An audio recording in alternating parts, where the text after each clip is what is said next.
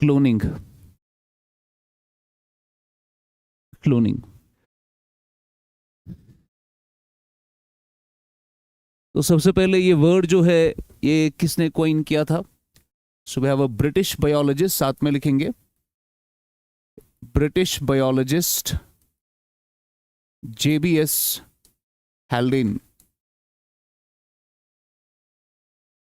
coined the term clone. Coined the term clone. कब? 1963 में। 1963 में कॉन्सेप्ट लेकर आ गए थे। 1963।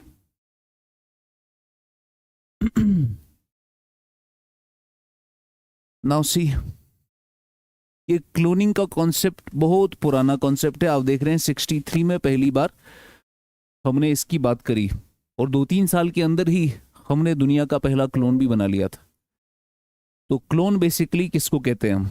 63 में आपका क्लोन का शब्द या वर्ड जो है कॉइन किया जाता है और 66 में हम पहला क्लोन बनाते हैं ना। क्लोनिंग का प्रोसेस थोड़ा समझिए आप। पहली बात तो जो दिमाग में आपको क्लोन्स होते हैं उसको भूल जाओ। हमने मूवीज में क्या देखा होता है कि एक इंसान है, ये बराबर अपने जैसा दूसरा इंसान बनाता है।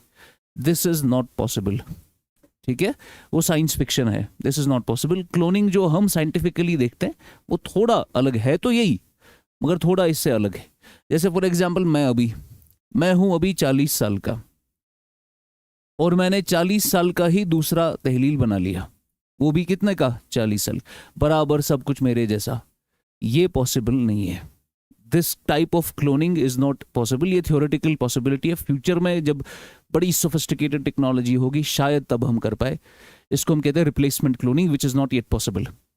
अभी जो हम क्लोनिंग करते हैं थेराप्यूटिक या रिप्रोडक्टिव करते हैं। तो अभी की क्लोनिंग कैसी होती है? अभी की क्लोनिंग होती है कि मैं यहां पर तहलील 40 साल का, मैं एक बच्चा पैदा करवाऊंगा, वो बच्चा मेरी आइडेंटिकल कॉपी होगा। वो बच्चा क्या होगा? मेरी आइडेंटिकल कॉपी। आइडेंटिकल कॉपी का मतलब हो गया वो और मैं, वो बच्चा और मैं, उसका 100% DNA मैच होगा।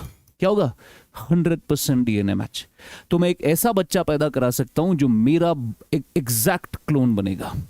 तो ये क्लोनिंग इसको हम कहते हैं कि हम एक नया ऑर्गेनिज्म पैदा करेंगे, एक नया बच्चा पैदा करेंगे। वो बच्चा बराबर वैसा ही होगा जैसे मैं बचपन में था, और जब वो 40 साल का होगा तो बराबर मेरे जैसा दिखेगा, सब कुछ मेरे जैसा होगा उसका। तो ऐसी क्लोनिंग में जहां पर आप एक नया ऑर्गेनिज्म प्रोड्यूस कराते हैं, इसी क्लोनिंग को हम रिप्रोडक्टिव क्लोनिंग कहते हैं। डोंट राइट, मैं सब लिखाऊंगा। क्या कहते हैं इसको? Reproductive cloning. तो ये रिप्रोडक्टिव क्लोनिंग आज हम कर रहे हैं। हमने सक्सेसफुली रिप्रोडक्टिव क्लोनिंग पहली बार की थी 66 में, जब हमने एक शीप को उठाया और एग्जैक्टली उसी के जैसा दूसरा शीप बनाया, तो क्लोन बनाया उसका बराबर, और इसका नाम हमने रखा था डॉली द शीप। बड़ा पॉपुलर डॉली द शीप। इसी के बाद हमने जैसे ईव बनाई थी एक लड़की, तो फिर जाके वो लेकिन सरवाइव नहीं कर पाई। तो ये प्रोसेस 66 का है, 1996 का है। 1996 का है जब से हमने ये क्लोनिंग करना शुरू कर लिया। आज हो गए हैं लगभग कितने साल हो गए? 30 years, almost 30 years. This process has been perfected. We can easily make clones of anyone. तो मुझे किसी को भी नए से पैदा कराना है, मैं करा सकता हूं। We have the technology. Technology बड़ी सिंपल है। आपको इनफैक्ट जब आप पढ़ोगे आपको लगेगा ये तो मतलब लॉजिकल है, सीधा समझ आता है कि हाँ ऐसा हो सकता है। नाउ मैं आपको बताता हूं ये कैसे चलता है।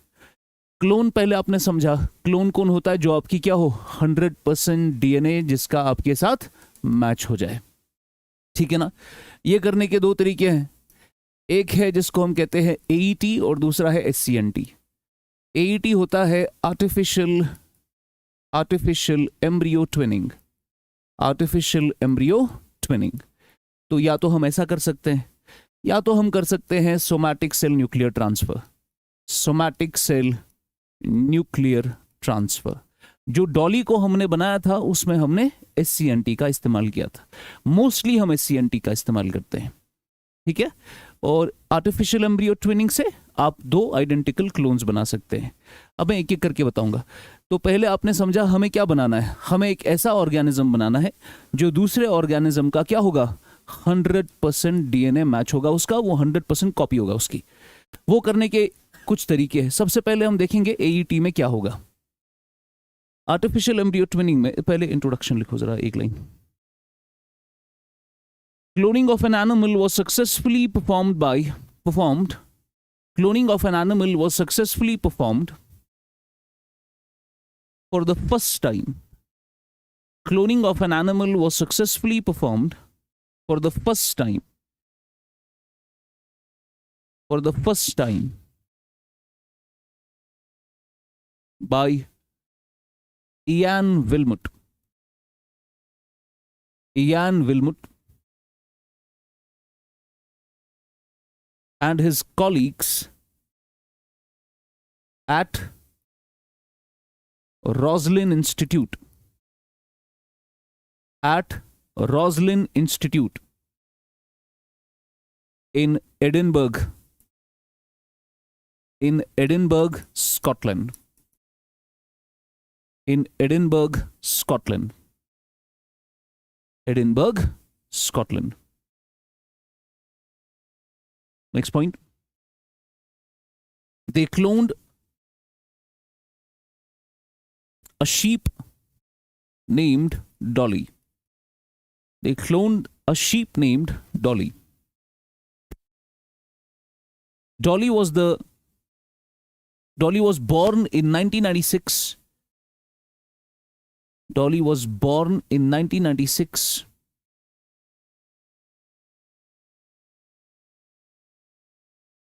1996 and was the first mammal to be cloned. And was the first mammal to be cloned.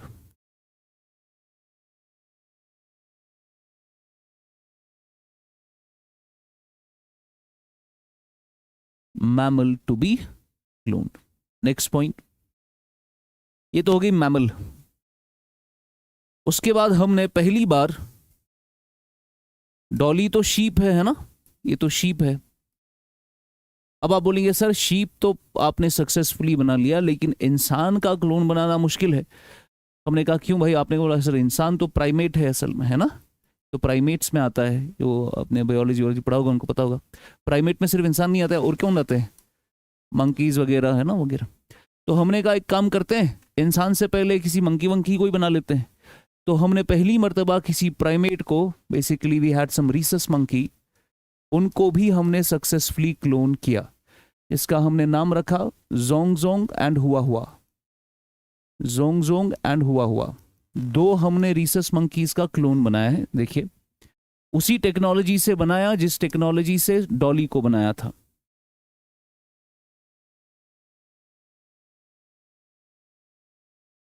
These are your clones.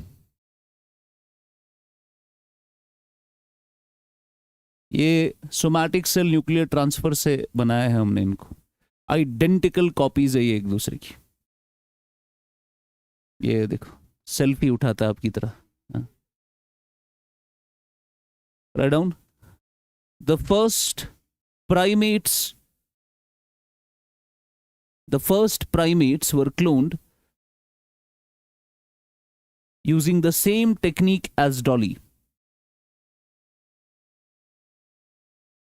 Using the same technique as Dolly. And named as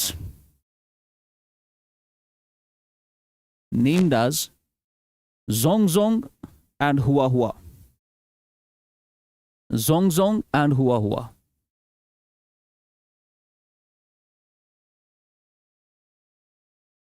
They were born in China in 2018. Born in China in 2018.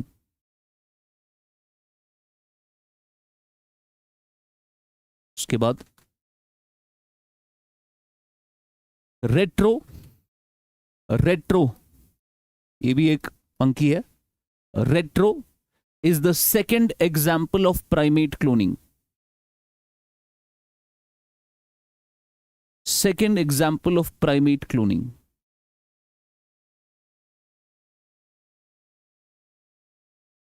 Using a rhesus monkey. using a rhesus monkey, RHESUS, rhesus monkey.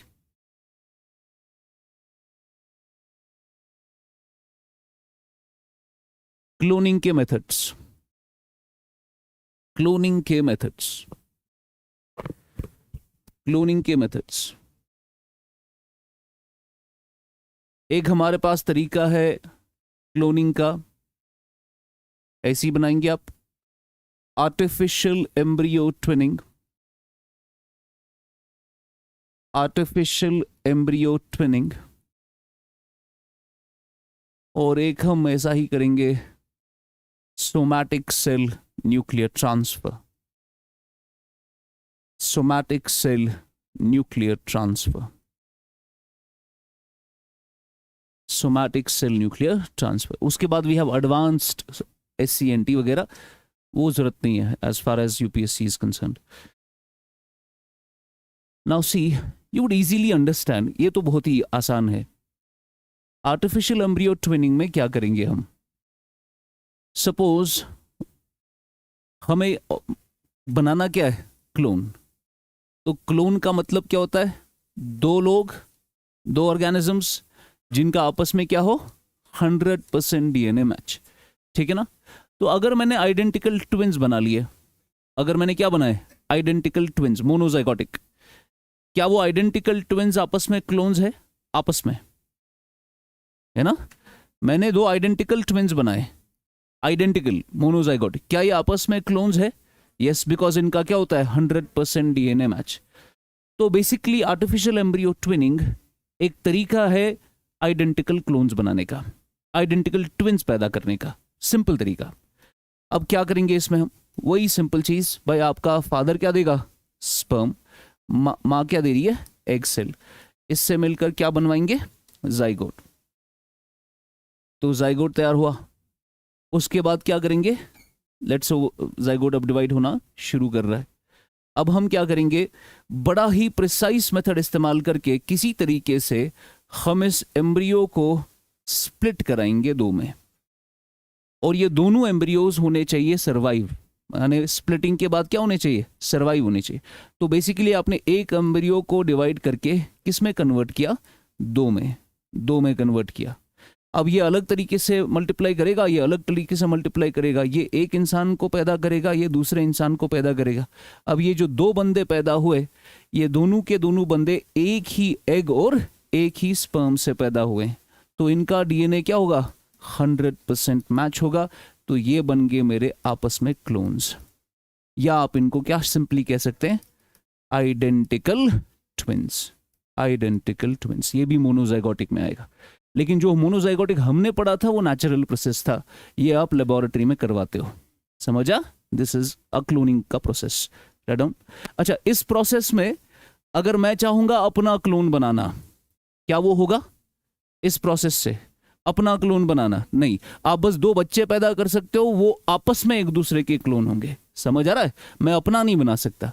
हाँ, अगर मुझे अब अपना बनाना है, उसके लिए SCNT वाला method है, write down. In AET, the natural process of, in AET, artificial embryo twinning, the natural process of creating identical twins is mimicked,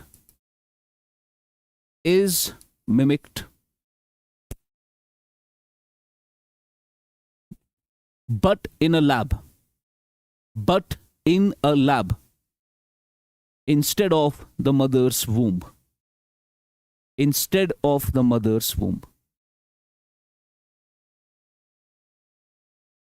scientists separate, next point, scientists separate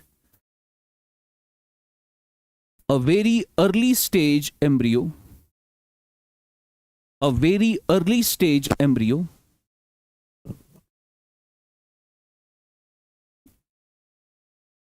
into individual cells,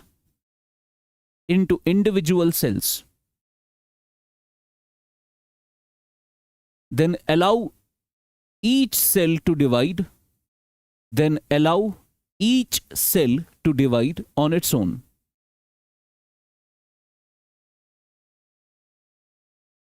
Full stop. The resulting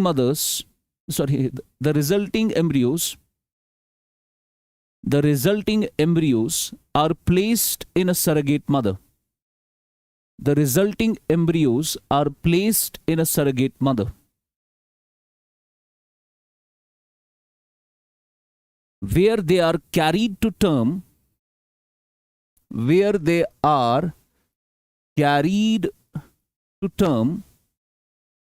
and delivered.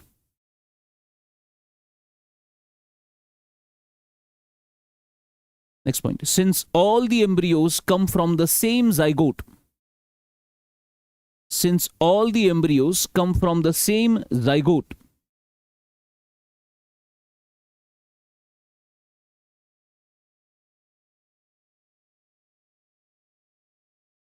comma, they are genetically identical. Genetically identical.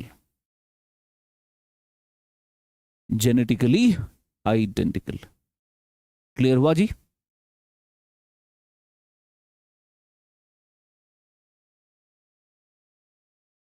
उसमें भी कर सकते. Let's suppose एक लड़का अपना sperm दे रहा है, अपना एग दे रहा है, फिर वो ज़ाइगोट बनाया, अपनी माँ भी कर सकते हैं, सरोगेट में भी कर सकते हैं,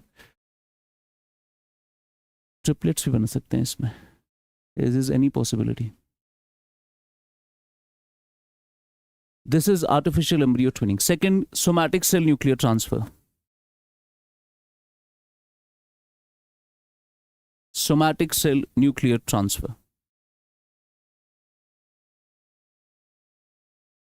देखिए अब प्रोसेस क्या है सोमैटिक सेल न्यूक्लियर ट्रांसफर का. सी, बड़ा सिंपल प्रोसेस है. Suppose we need a volunteer here. क्या नाम है? इशफाक. अब की बार इशफाक के ऑर्गन्स हम बचाएंगे. इशफाक का अब हम क्या बनाएंगे? क्लोन. हमें अब इसका एक क्लोन बनाना है. इशफाक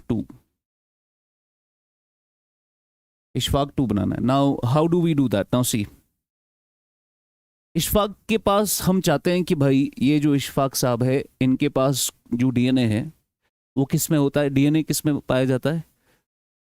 क्रोमोसोम्स में. और क्रोमोसोम कहाँ होते हैं? न्यूक्लियस में, है ना. तो डीएनए का सारा किस में? क्रोमोसोम्स में. हम चाहते, अच्छा इशफाक के पास कितने क्रोमोसोम्स? हर सेल में कितने? 46. इशफाक की कुछ सेल्स ऐसी है जिसमें 23 क्रोमोसोम्स ही है ना, जैसे स्पर्म सेल्स या गमीट्स होते हैं. तो अगर मैं स्पर्म सेल इशफाक से लूंगा तो मुझे आधा ही जेनेटिक मटेरियल मिलेगा, लेकिन अगर मैं सोमैटिक सेल लूंगा तो मुझे बराबर 46 क्रोमोसोम्स मिलेंगे. तो अगर मुझे complete set of genetic material Ishfaq का चाहिए, मुझे कौन सी सेल लेनी पड़ेगी? सोमैटिक, बिकॉज स्पर्म सेल में आधा ही जेनेटिक मटेरियल है, हैप्लॉइड है ये. समझ आप? Point to be noted here is कि अब मैं एक छोटा इशफाक बनाना चाहता हूं, पैदा कराना चाहता हूं, जिसमें मैं चाहता हूं वही सारा क्रोमोसोम और वही सारा डीएनए हो जो किसका है? इशफाक का.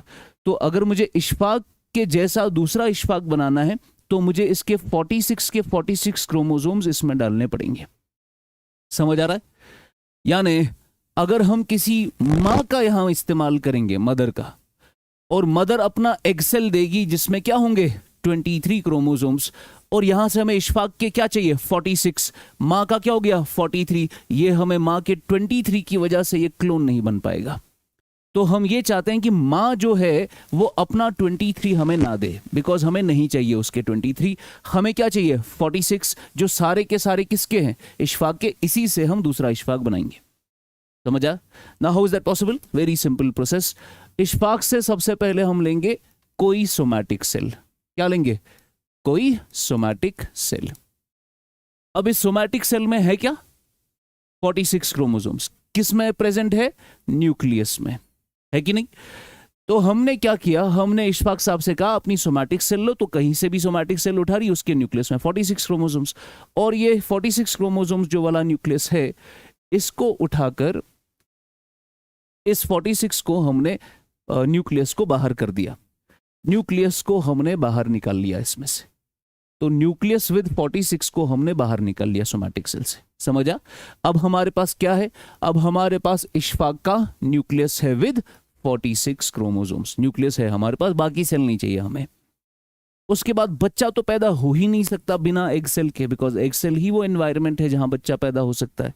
अब हम क्या लेंगे? अब हम कोई डोनर मदर लेंगे। क्या लेंगे? Donor mother. So now we have a donor mother. Donor mother को हमने कहा कि आप हमें क्या डोनेट करिए? एक एग सेल। क्या डोनेट करिए? एक एग सेल। तो डोनर मदर ने एग सेल डोनेट किया, मगर डोनर मदर जब एग सेल डोनेट करेगी उसके उसमें कितने क्रोमोसोम होंगे? 23। मगर क्या हमें उसके क्रोमोसोम चाहिए? नहीं, हमारे पास 46 है, वो सारे के सारे इशफाक के हैं, तो हमें डोनर मदर के ये 23 क्रोमोसोम्स की जरूरत नहीं है। तो अब हम क्या करेंगे? हम डोनर मदर की एग सेल से ये 23 बाहर निकाल देंगे। ठीक है, अब हमारे पास क्या होगा? अब हमारे पास एक ऐसी एग सेल है जो बिना न्यूक्लियस के है, उसका न्यूक्लियस आपने बाहर निकाल दिया है। ऐसी एग सेल को जो बिना न्यूक्लियस वाली होती है उसको हम क्या कहते हैं? Enucleated egg cell. क्या बोलेंगे? ई न्यूक्लिएटेड एग सेल, जिसका न्यूक्लियस बाहर निकाला गया है। Now what we have now is basically an egg cell without a nucleus, without any chromosomes. Now इस egg cell के अंदर हम ये यहां से क्या उठाएंगे? 46 क्रोमोसोम्स, और इसको इसके अंदर डाल देंगे। तो न्यूक्लियस विद 46 हमने इंसर्ट कर लिया मां की एग सेल में। समझा?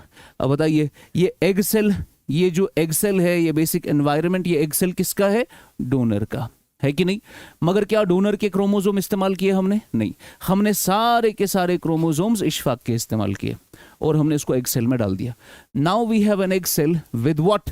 With 46 chromosomes. अब हम चाहते हैं ये सेल डिवीजन शुरू करे और ये एम्ब्रियो बनाए, तो इसमें हल्का फुल्का एक इलेक्ट्रिक शॉक दिया जाता है, तो we zap it with electricity, जिसके बाद ये सेल जो है डिवाइड करना शुरू करती है। अब ये सेल डिवाइड करना शुरू करेगी, धीरे धीरे एम्ब्रियो तैयार होगा। एम्ब्रियो को उठाकर किसी माँ के सरोगेट माँ के वूम में डालेंगे और वहां 9 महीने के बाद एक बच्चा पैदा होगा। इस बच्चे में 46 के 46 क्रोमोसोम्स किसके हैं? इशफाक के। तो ये बच्चा जो है इशफाक का आइडेंटिकल क्लोन बन गया। समझा? समझ नहीं समझा? हाँ, नहीं, आपको नहीं समझा? हाँ भाई, उससे थोड़ा 100% क्रोमोसोमल डीएनए तो सेम है ना। माइटोकॉन्ड्रिया में हल्का फुल्का कितना माइटोकॉन्ड्रियल डीएनए होता है टोटल जीनोम का? The percentage, it's not even 1%। ठीक है ना? तो उससे उतना इंपैक्ट नहीं पड़ता, but we can create clones. समझ आया? इतना क्लियर हुआ? तो करा क्या हमने भाई? सोमैटिक सेल उठाया, किसका? जिसको क्लोन बनाना है, उसका न्यूक्लियस लिया, उस न्यूक्लियस को क्या किया? ट्रांसफर एक एग सेल के अंदर, और बच्चा पैदा हो गया। Somatic cell nuclear transfer. समझा? क्लियर हुआ?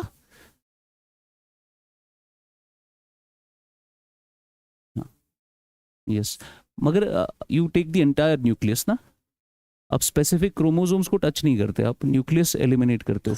उस दौरान अगर कोई डिफेक्ट होगा तो वो डिफेक्ट बच्चे में आ जाएगा। हाँ, कोई कुछ पूछ रहा था? अब मेरी जान, मैं आपको क्या बोल रहा हूँ, मैंने कहा ना माइटोकॉन्ड्रियल इफेक्ट पड़ेगा, मगर क्रोमोसोमल डीएनए सेम होगा या नहीं होगा? होगा ना, तो उसकी बात करेंगे हम।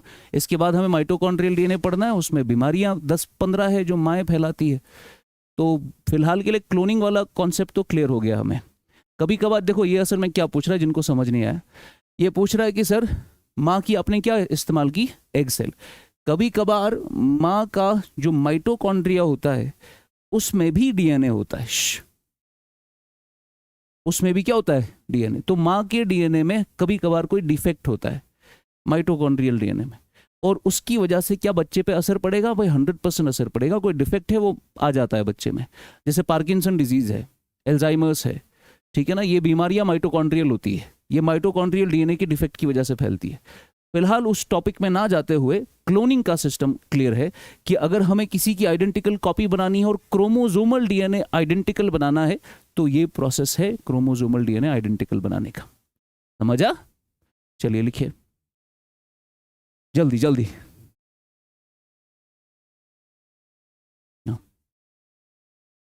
किसी का भी हो सकता है, आपको बस एक ओरिजिनल पेरेंट चाहिए। अच्छा मुझे बताइए, व्हाट इज सेक्सुअल रिप्रोडक्शन, जहां पर मेल फीमेल का आपको ये कराना पड़ता है। दूसरा हो गया क्या, एसेक्सुअल, जो अकेले ही खुद कर सकते हैं। So can I say that this is a mode of asexual reproduction? Yes, तो ये एसेक्सुअल है। कोई सिंगल पेरेंट भी है या सिंगल इंडिविजुअल है, वो अपना क्लोन बना सकता है।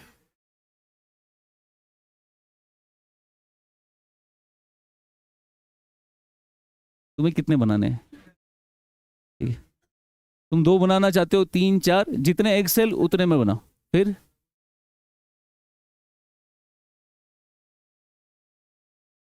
फिर से बोलो। श्श,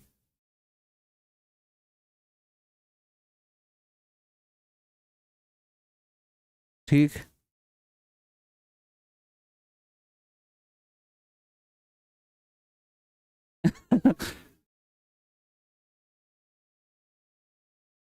एक सेकेंड, एक सेकेंड, उससे क्या होगा, मतलब what do you want to achieve? हाँ हाँ, मतलब आप क्या करना चाहते हो, बनाना क्या है? देखो, आप बोल रहे हो सर एक एक्सेल से हम 23 उठाकर दूसरे में डाल सकते हैं, नहीं डाल सकते हैं, पर बनाना क्या है? हाँ, आप क्लोन बनाना चाहते हो। वो कहां बनेगा क्लोन, बिकॉज 23 एक माँ के होंगे। अच्छा, 2 एक्सेल एक ही माँ के, 23, पर वो तो सिमिलर सेट होगा ना, वो तो सिमिलर सेट होगा। सोमैटिक सेल में डिफरेंट होगा। लिखो। भाई ये सही सवाल पूछता है, तुम लोग क्यों हंसते हो? बस, SCNT is a laboratory technique. SCNT is a laboratory technique for creating an ovum, यानी egg cell, creating an ovum with donor nucleus. Creating an ovum with donor nucleus. In it, nucleus containing the organism's DNA, nucleus containing the organism's DNA of a somatic cell, nucleus containing the organism's DNA of a somatic cell is removed and then inserted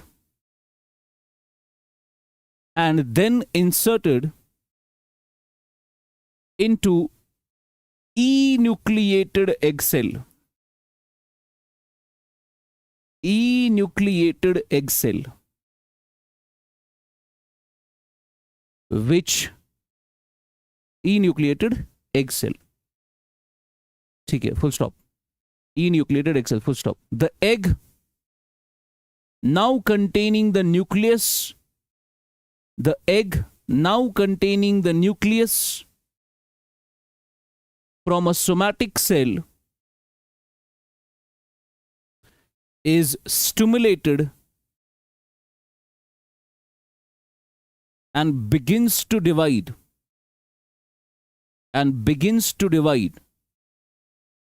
forming an embryo.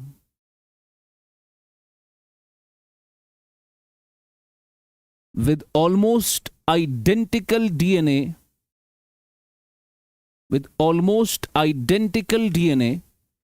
to original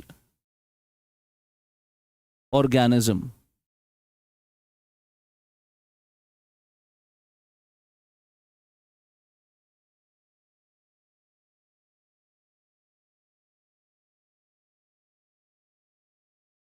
समझ आए क्या लिखा?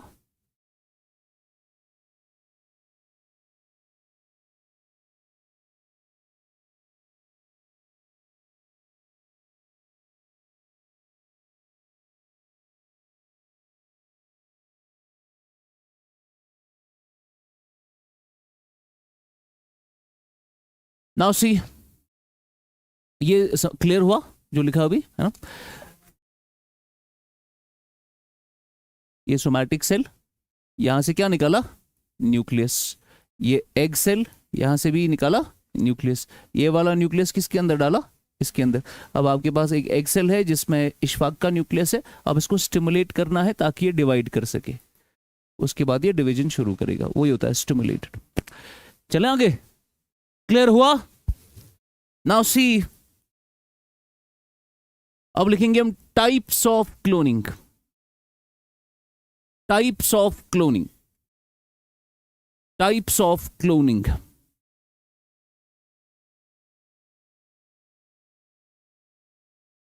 आते हैं उस पर। Types of cloning,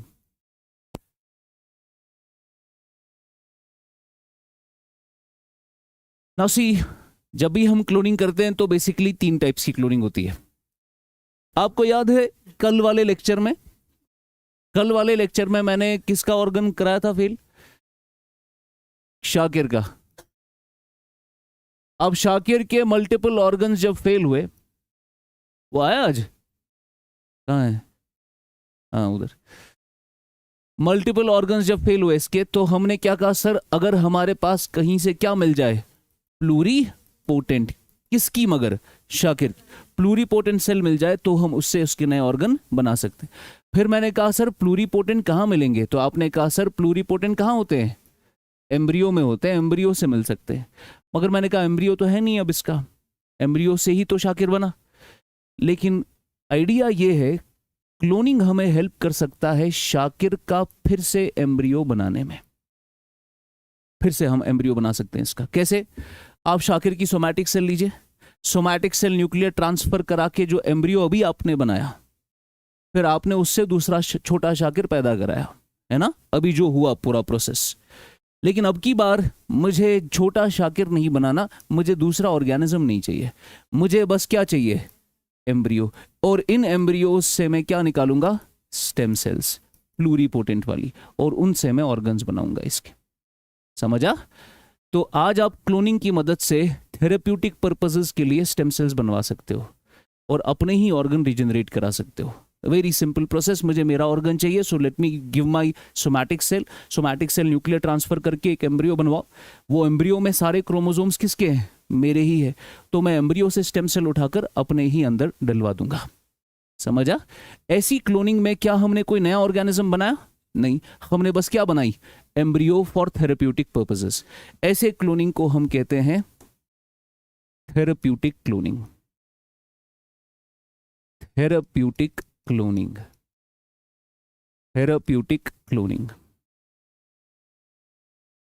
therapeutic cloning, या इसको आप बायोमेडिकल क्लोनिंग भी कहते हैं।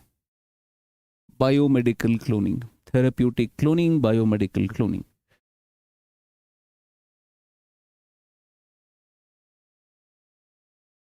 which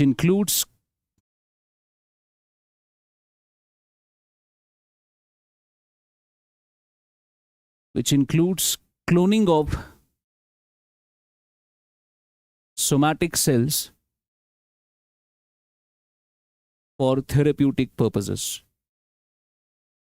For therapeutic purposes through SCNT. Through SCNT, somatic cell nuclear transfer. ठीक है जी। तो इससे हम थेरेप्यूटिक पर्पसेस के लिए इसको इस्तेमाल कर सकते हैं। यहां से हमें क्या रिट्रीव होंगे, प्लूरीपोटेंट स्टेम सेल्स। तो उनको हम कहां इस्तेमाल करेंगे, स्टेम सेल थेरेपी में। ठीक है ना। सेकेंड है हमारे पास reproductive cloning. Reproductive cloning, reproductive cloning. अब रिप्रोडक्टिव क्लोनिंग में शाकिर की हमने सेल ली, सोमैटिक सेल न्यूक्लियर ट्रांसफर करा के एक एम्ब्रियो तैयार किया। अब की बार हम इस एम्ब्रियो से स्टेम सेल नहीं लेना चाहते, हम इस एम्ब्रियो को एक सरोगेट मदर के अंदर पैदा कराना चाहते हैं। तो अब की बार हमने क्या बनाया, एक बच्चा पैदा कराया जो इसका क्या बन गया, क्लोन। ऐसे प्रोसेस में जब आप नया ऑर्गेनिज्म बनाते हैं उसको रिप्रोडक्टिव क्लोनिंग कहते हैं। It involves the concept of reproducing new organisms, new cloned organisms, new cloned organisms.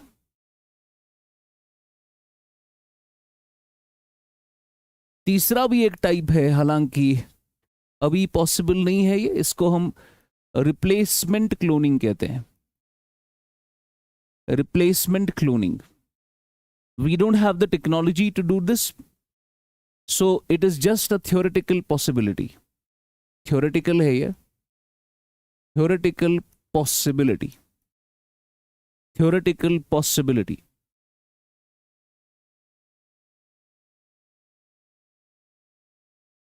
तो थ्योरेटिकल पॉसिबिलिटी में बोला क्या जा रहा है, बोला फ्यूचर में कुछ ऐसा होगा कि let suppose we have a person जिसका जबरदस्त एक्सीडेंट हो गया, उसकी बॉडी जो है it has been damage to a level that the body is failing, उसके ऑर्गन्स फेल हो रहे हैं धीरे धीरे।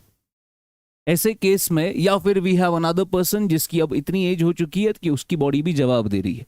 सो when you have a body which is damaged और failing, at that time what makes a person is basically his mind and his consciousness। वो कल भी आपको बता रहा था, आप बेसिकली क्या है, is this the attire that you have, क्या वो आपको बनाता है या फिर आपके अंदर कुछ है जो आपको इंसान बनाती है। So both of them we have this. अभी दुनिया में है तो दोनों का एक संगम है, बेसिकली एक यूनिटी है। बॉडी भी ज़रूरत है और सोल भी ज़रूरत है, कॉन्शियसनेस भी ज़रूरत है। लेकिन कॉन्शियसनेस जो है, बॉडी बिना कॉन्शियसनेस के अवेयर नहीं है। जैसे हम रात को जब सोते हैं, सपोज हम 11 बजे सो गए और सुबह हम 6 बजे उठे या 7 बजे उठे, तो लगभग हम 7 घंटा सोए। यहाँ पर आपको ये 3 घंटे के क्लासेस कितने लंबे लंबे लगते हैं भाई, कब खत्म हो गए। लेकिन शाम के 7 घंटे आपको समझ ही नहीं आता कि सोए कब और उठे कब। तो because in some period in your sleep you are not conscious, आपकी कॉन्शियसनेस निकाली जाती है बॉडी से, and the consciousness leaves your body and then you're like dead like anything। इसीलिए हम कहते हैं like sleep जो है वो मौत की बहन है, because अल्लाह ताला कुरान में है कि नहीं कहीं पे है कि हम आपका सोल निकालते हैं और उसके बाद उसको फिर वापस डालते हैं। तो in some brief period you are not conscious, आपकी बॉडी होती है वहाँ पर, कॉन्शियस नहीं होते हो आप। उसके बाद वो वापस आती है तो then you become conscious again. और फिर वो कहाँ मंडराता है वो तब तक, you know, there is an entire thing which is unseen, people don't know about it, prophets have told क्या क्या होता है। बट कभी होता है ना, कभी लाइफ में डेजो होता है किसी के साथ, भाई यू नो कि ये मैं यहाँ पर रहा हूँ इससे पहले और अभी वहाँ से कोई आने वाला है, तो वहाँ से कोई आ जाता है। तो ऐसे तो बहुत होता है। वो there is some mystery behind that also, कि पता नहीं बरज़ख में हम कहाँ किन के साथ हमारा सोल होता है। एंड प्रॉफिट सेड इन अ हदीस कि दुनिया में जब आप किसी के साथ बिना वजह आपको अचानक से वो इंसान पसंद आने लगता है, like you feel affinity to that person, आपको मोहब्बत हो जाती है उससे, not necessarily the opposite gender, कोई भी ऐसी, like I like that person, मुझे वो पसंद है, उसको देखना ही पसंद है, बस दूर से उससे बात करना पसंद है, अचानक से बिना किसी रीज़न के। और कि कोई ऐसा इंसान जिसके साथ आपको अचानक से पता नहीं क्यों नफरत है बिना किसी रीज़न के, you don't like that person all together. तो बोला ये गया कि जिनके साथ आपको अफिनिटी होती है, so in that the world of the souls you guys are together, you basically were together as friends at there. तो वहाँ पर आप साथ में थे, तो जब आप यहाँ एक दूसरे को देखते हो तो आपको वो क्लिक होता है। लेकिन याद नहीं है किसी को कुछ कि हमने, जैसे किसी को हमें ये भी याद नहीं कि हमने वादा किया ऊपर वाले से, है ना, तो अल्लाह ताला ने वो भुला दिया सारा। ऐसे ही जब जन्नत में जाएंगे तो और कुछ भुला देगा, जो भी दुख दर्द आपने यहाँ पे सहे वो सारा कदूरत वो बाहर निकलेगा। फिर आप जन्नत में जाएंगे तो भाई भाई जैसे मसनदों पे बैठे होंगे और दिल में कोई कदूरत नहीं होगी उनके। जैसे आज आपको याद नहीं है कि इससे पहले क्या हुआ था, वैसे ही वहाँ आपको याद नहीं होगा कि आपने क्या जख्म खाए हैं इधर, ठीक है ना। वो आपको किसी का एनवी, किसी की जेलसी, वो सब खत्म हो जाएगी। अब पॉइंट मेरा ये है कि इंसान को इंसान उसकी कॉन्शियसनेस बनाता है, उसको सोल बनाती है। तो हमने क्या सोचा, हमने सोचा कि अगर इसकी फेलिंग बॉडी है, एज्ड बॉडी है, तो हम इसकी एक नई बॉडी तैयार करेंगे। फ्यूचर में बॉडी तैयार होगी, पर सिर्फ बॉडी से कुछ होगा नहीं, है ना। We have to basically give consciousness to that person, or we don't know, but we know this much that it is somehow linked to brain। दिमाग के साथ ही है ये मसला।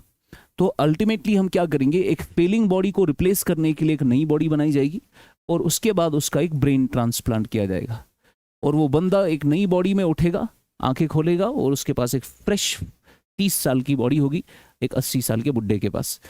तो ये एक थ्योरेटिकल पॉसिबिलिटी है, होगा नहीं होगा क्या होगा वी डोंट नो, सक्सेसफुल होगा अनसक्सेसफुल होगा, अभी इस पे कोई टेस्ट भी नहीं हुआ है, it is just a theoretical possibility. और जब फिर ये बॉडी इसकी खराब होने लगेगी उसके बाद हम एक नई बॉडी बनाएंगे, नई बॉडी बनाएंगे, नई बॉडी बनाएंगे। So it is an attempt to live forever, ठीक है ना, इसी को कहते हैं an attempt to live forever, हमेशा के लिए आप बॉडी चेंज करते रहेंगे और कॉन्शियसनेस। अब अभी एलॉन को भी पूछा गया था कि whether we can download consciousness, उसने बोला हाँ sufficiently advanced civilisation can do that, ये जो आपके अंदर कॉन्शियसनेस है उसको हम डाउनलोड कर सकते हैं, फिर कहीं पर अपलोड कर सकते हैं किसी सिस्टम में, लेकिन वो फ्यूचर में होगा। चलिए, मतलब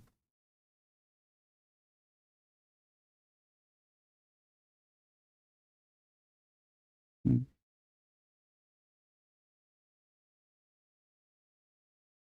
हम्म, हाँ यू कैन से दैट। लिखो,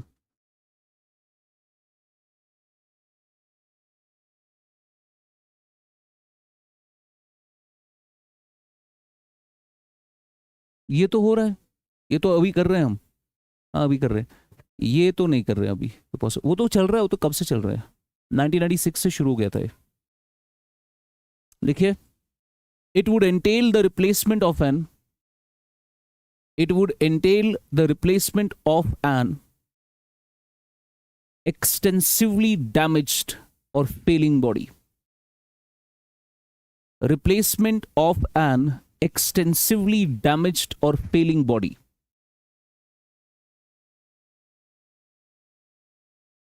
followed by a brain transplant, followed by a brain transplant।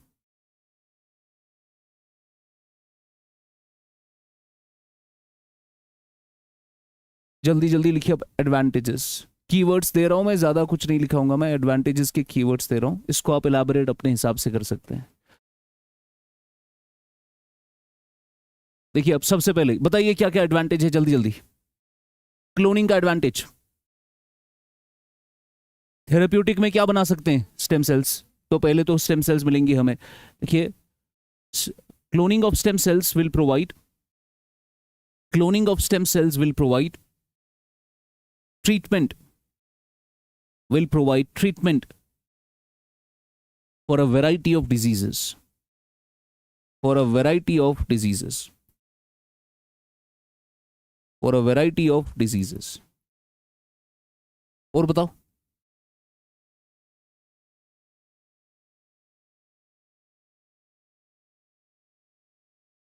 Very good. अब जो क्रिटिकली एंडेंजर्ड स्पीशीज है उनका आपने क्या लेना है, सोमैटिक सेल, मैंने आपको एग्जांपल भी दिया था, साउदर्न व्हाइट राइनो का बड़ा फेमस केस था। So we had a southern white rhino जिनका नंबर इतना कम हो गया था, देवर ओनली 2 इंडिविजुअल्स लेफ्ट, उसके बाद उनमें से एक मर गया, देन देयर वाज ओनली 1, फिर हमने उसका सोमैटिक सेल लिया और उसके क्लोन्स बनाना शुरू किया। अब सोमैटिक सेल हमने राइनोसरॉस का लिया, साउदर्न व्हाइट राइनो का, और उसको सरगेट कौन इस्तेमाल किया, नॉर्दर्न व्हाइट राइनो, अलग स्पीशीज। तो वहां से आपने साउदर्न व्हाइट राइनो का सोमैटिक सेल लिया, सोमैटिक सेल न्यूक्लियर ट्रांसफर करके एम्ब्रियो तैयार किया, वो एक नॉर्दर्न व्हाइट राइनो की पेट में डाला, वहां से बच्चा पैदा हुआ साउदर्न व्हाइट राइनो, ऐसे करके उनकी संख्या आपने फिर से बढ़ाई। तो there is no risk of extinction now, we can stop the animals from being extinct. आप उनको क्रिटिकली एंडेंजर्ड स्पीशीज को आप फिर से सोमैटिक सेल से फिर से बनवा सकते हैं। राइट डाउन, हाँ वो तो बनेगा एक ही जेंडर,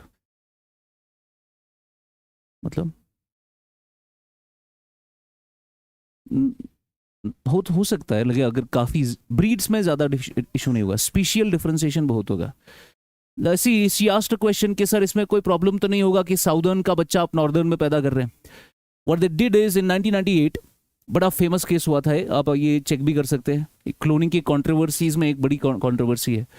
उन्होंने क्या किया था, उन्होंने एक इंसान का सोमैटिक सेल लिया और एक गाय की एक सेल में डाला।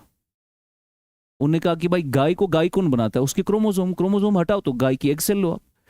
गाय का एक सेल लिया और इंसान की सोमैटिक सेल ली, उसको गाय की एक सेल में डाला और फिर जाके उसके एम्ब्रियो बनाकर गाय में डाला। वहां से कुछ पता नहीं क्या पैदा हुआ और 11 दिन के अंदर उन्होंने वो लेबोरेटरी बंद कर दी उसके बाद। तो उसमें ये प्रॉब्लम रहेगी। मैडम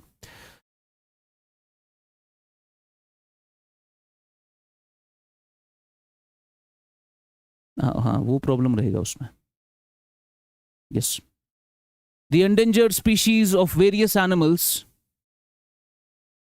अच्छा, जो भी आप बोल रहे हो ना, ये इस केस में होगा जब एक ही बंदा बचेगा, है ना। The endangered species of various animals can be preserved with no risk of extinction,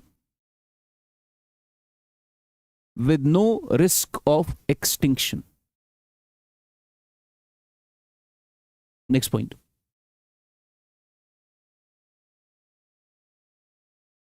It provides organs for transplantation. Organs भी बना रहे हैं। जब इंसान को बना रहे हो आप, उससे ऑर्गन एक एक ले लो, अपने अंदर डाल दो।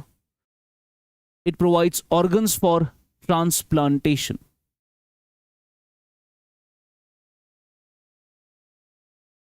Organs for transplantation. For example, आजकल हम पिग्स के क्लोन्स बनाते हैं और पिग्स से फिर ऑर्गन्स उठाकर इंसानों में लगाते हैं, तो उसको हम जीनो ट्रांसप्लांटेशन कहते हैं। हमारी बॉडी पिग्स के ऑर्गन्स मतलब कर लेती है एक्सेप्ट। तो जीनो ट्रांसप्लांटेशन हो गया जब एक जानवर से ऑर्गन लेकर इंसानों में डाला जाए।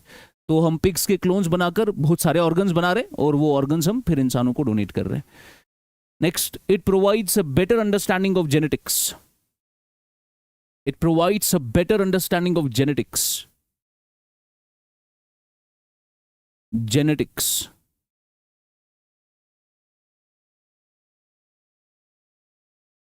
Etc. चलिए इसमें लिखिए disadvantages. Disadvantages. पहला डिसएडवांटेज है कि भाई हर कोई क्लोन बनाएगा तो पॉपुलेशन एक्सप्लोजन हो सकता है। Population explosion. सेकंड, आपने बोला सर अगर एक ही बच्चा है उसी को फिर से बना रहे हो तो एक ही तरीके का जेंडर फिर से आ रहा है, तो डाइवर्सिटी नहीं रहेगी फिर। So we will lose genetic diversity, lose genetic diversity, lose genetic diversity. और क्या होता है भाई, एक सक्सेसफुल क्लोन बनाना, लेट सपोज हमने सोमैटिक सेल लिया, अभी पुरानी वाली एग्जांपल में इशफाक से सोमैटिक सेल लिया, एग सेल लिया, डाला, वो फेल हो गया, फिर से ट्राई किया, फिर से फेल हो गया, फिर से ट्राई किया, फिर से फेल हो गया। डॉली को बनाने के लिए हमने 277 एग्स इस्तेमाल किए हैं, उसमें से एक बचा, तो इसमें बहुत सारी डिस्ट्रक्शन हो जाती है एग सेल्स की। वो इसका एक और डिसएडवांटेज है। Destruction of multiple egg cells and embryos. Destruction of multiple egg cell and embryos.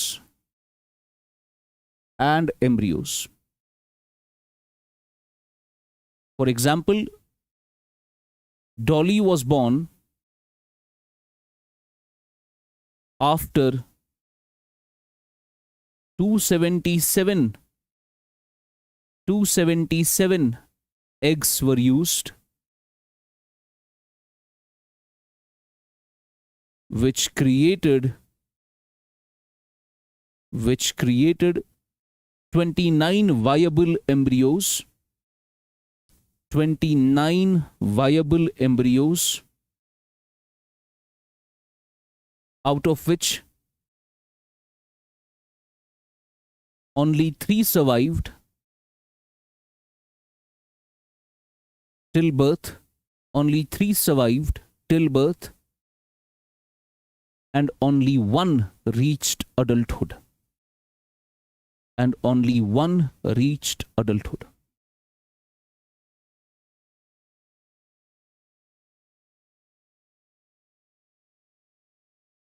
अभी बताता हूं मैं। एक और जो इससे पहले उस बच्चे ने बोला था, सर ये जो आपने एक्सेल इस्तेमाल किया, नो डाउट आपने मां का न्यूक्लियस तो निकाला विद 23, वो तो बाहर निकाला आपने, और आपने फादर का ही सारा का सारा 46 ऐड किया, मगर जैसे उसने कहा सर इसमें एक और डीएनए होता है विच इज माइटोकॉन्ड्रियल डीएनए, जो बच्चे पर असरअंदाज होता है। तो हम कह सकते हैं कि भाई ये जो क्लोन अब बनेगा ये 100% नहीं कह सकते, इसको ऑलमोस्ट 100% कह सकते हैं, बिकॉज माँ का माइटोकॉन्ड्रियल डीएनए आज भी उसके सेल में मौजूद है, तो उसका कुछ ना कुछ असर इसमें रहता ही रहता है। तो write down, clones need not be an exact copy, clones need not be an exact copy, clones need not be an exact copy, exact copy.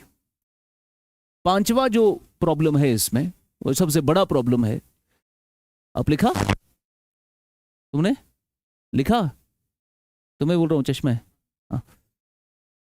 Number 5, now see, सबसे जो बड़ा प्रॉब्लम है, जैसे इन्होंने भी अभी कहा सर ऐसा क्यों हो जाता है कि ये लोग मर जाते हैं एंड ऑल दैट, इसमें इतना लाइफ एक्सपेक्टेंसी कम क्यों है? Pay attention. जब नेचुरल बर्थ होता है, नेचुरल बर्थ में एक फ्रेश स्पर्म सेल इस्तेमाल होती है, बिकॉज स्पर्म सेल्स मैंने आपको कहा they are in continuous production, तो फ्रेश स्पर्म सेल इस्तेमाल होती है, दैट्स अ फ्रेश सेल। और एग सेल तो माँ की बॉडी में पहले से होती है, उससे हम एक बच्चा पैदा करते हैं, उस बच्चे को पैदा करने के लिए एक फ्रेश स्पर्म इस्तेमाल होता है। इसके कंपैरिजन में अब हम क्लोन बना रहे हैं। क्लोन को बनाने के लिए क्या हम स्पर्म का इस्तेमाल करते हैं? नहीं, क्लोन को बनाने के लिए हम एक सोमैटिक सेल का इस्तेमाल करते हैं। उस सोमैटिक सेल ने अपनी आधी जिंदगी आपकी बॉडी में पहले ही गुजारी होती है, फिर आप उस सोमैटिक सेल को लेते हैं, उसका न्यूक्लियर ट्रांसफर करा के एक एम्ब्रियो बनाते हैं, एक बच्चा बनाते हैं। अब वो बच्चे की लाइफ एक्सपेक्टेंसी बहुत कम होती है, बिकॉज आपने एक ओल्ड सेल का इस्तेमाल किया है। समझ आ रहा है? That decreases their overall life expectancy. Madam, clones have low life expectancy. Clones have low life expectancy